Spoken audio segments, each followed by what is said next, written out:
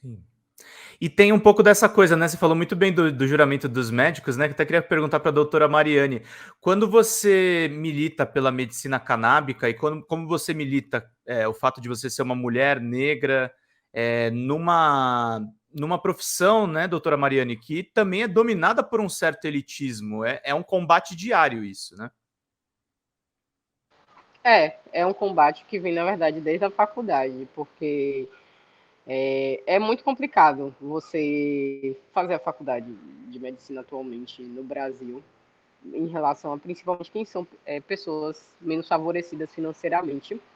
Por exemplo, na minha família eu sou a primeira médica, então aí foi aquela luta para se manter numa faculdade que tem uma carga horária muito alta, que não te permite ter outros vínculos de trabalho. E aí, somado a isso, você consegue se formar com certas dificuldades nesse processo. E aí, quando você se insere no mercado, existe sim preconceito relacionado ao racismo, claramente, assim, na medicina. E não só relacionado ao racismo, ao machismo também. Ao machismo existe e é complicado, assim, a gente tem que ficar lidando tanto do ponto de vista de quem a gente atende.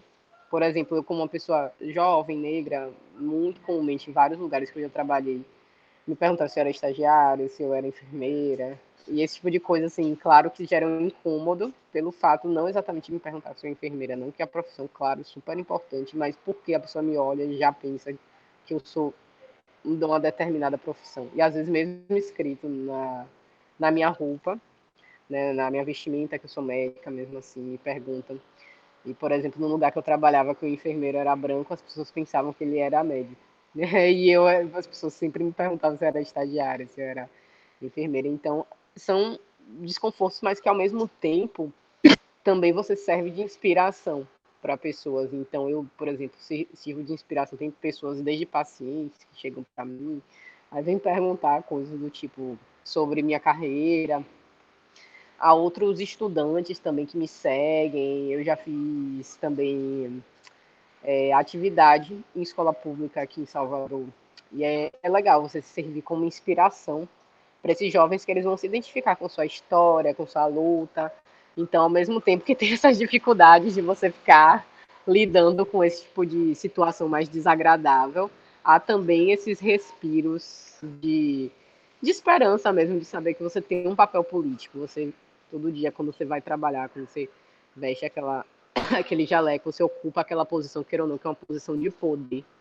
E que, enfim, existem certas pessoas que ocupam ainda majoritariamente, por muito tempo só elas ocuparam. Então, quando a gente ocupa, tem esses campos de batalha, mas que tem as dores e as delícias relacionadas. É, é engraçado até, Mariane, você falar isso do preconceito, né? Minha nora é enfermeira, né? E assim, ela tinha condições de fazer medicina, né? Mas ela amava a enfermagem, ela foi fazer faculdade de enfermagem. Né? E as pessoas viram para ela sempre e falam, mas por que você não foi fazer medicina? Né? Como assim? Né? Ela falou, não, porque eu amo a enfermagem, eu queria ser enfermeira, eu não queria ser médica, né? Por que eu tenho que ser médica? E é essa questão, né, de ver uma questão de status social, né, de que o enfermeiro é menor, e bem isso, né, apesar da minha nora não ser negra, mas é bem isso, eu vejo muito isso acontecer, né, o médico é negro, a enfermeira é branca e acham vice-versa, né, porque imagina um negro ser médico, é muito preconceito, é muita briga ainda que a gente vai ter nesse país, né, para as coisas não chegarem a esse ponto, porque assim,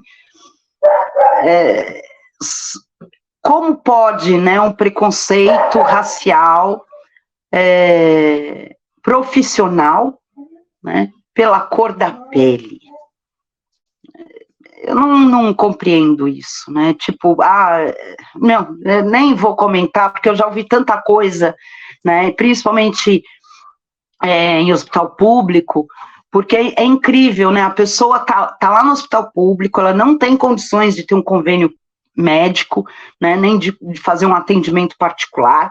Ela tá lá no hospital público e ela tem preconceito contra o médico negro, né? Só porque ela é branquinha, mas ela não percebe que, assim, né? Ela não é médica, ela não teve condições de estudar medicina, né? E eu já vi gente falar, eu não quero ser atendido por aquele médico. Exatamente. Ou não quero assim que como aquela enfermeira ali de cabelo crespo me dê injeção. Já vi isso. Claro que hoje a coisa é mais velada, né? Porque as leis são mais duras, mas ainda existe muito, né? Muito. Fala, doutora Mariana, o que você está falando?